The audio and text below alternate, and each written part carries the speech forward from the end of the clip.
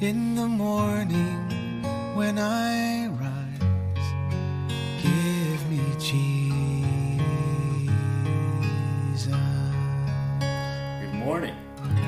Yesterday we talked about how the enemy will come against every believing believer because he's moving in faith, and the enemy cannot stand you having faith in God regardless of what's going on in this world.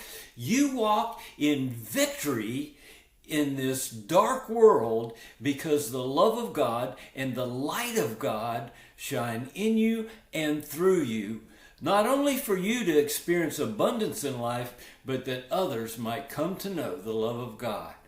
Today we start chapter 3 in 1 Thessalonians, and Paul is reiterating that and saying, be encouraged, you guys, because persecution is going to come against those who believe.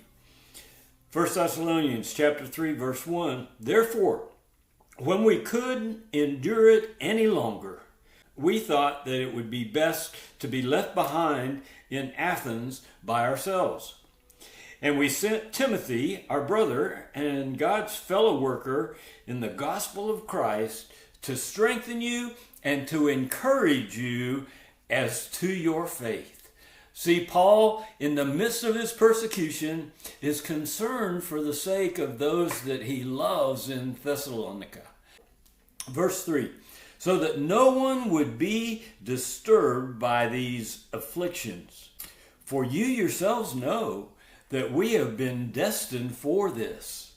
For indeed, when we were with you, we kept telling you in advance that we were going to suffer affliction. And so it came to pass, just as you know. Well, Paul knew that he was going to suffer persecution and affliction because of his boldness for the Lord. When he said, you yourselves know that we have been destined for this, he's not saying that God's leading us and he's leading us into this persecution. No, God's not the one doing it. Persecution will come against every believing believer because of their faith in God. Jesus said it this way. It's in John chapter 16 at the end of the chapter. He says, in this world you will face persecution. In this world you will have trouble. But he said, don't lose heart. He said, be encouraged. Paul sent Timothy to encourage those in Thessalonica. Jesus said, be encouraged because I have overcome the world. We overcome by our faith in Jesus. I want to show you in Matthew, Jesus said it was going to happen. In Matthew 5, I'll start in verse 10. Blessed are those who have been persecuted for the sake of righteousness, for theirs is the kingdom of heaven. Blessed are you when people insult you and persecute you and falsely say all kinds of evil things against you because of me. Rejoice and be glad, for your reward in heaven is great.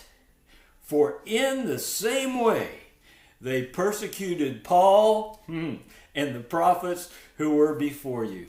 See, that's the reality of the Christian walk, a walk of light in this natural world, this dark world. This is enemy territory.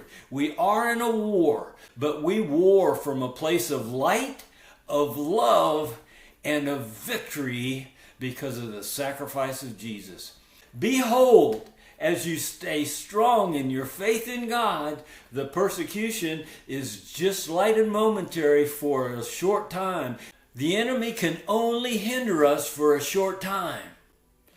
God bless you as you persevere through any persecution because you have a sense of the love of God and the light of God shining through you to give you the rich abundance of life and even joy, it says, in the midst of the persecution. I'll see you tomorrow as we pick up here in the 3rd chapter of 1 Thessalonians. Give me Jesus. You can have all this world. Jesus.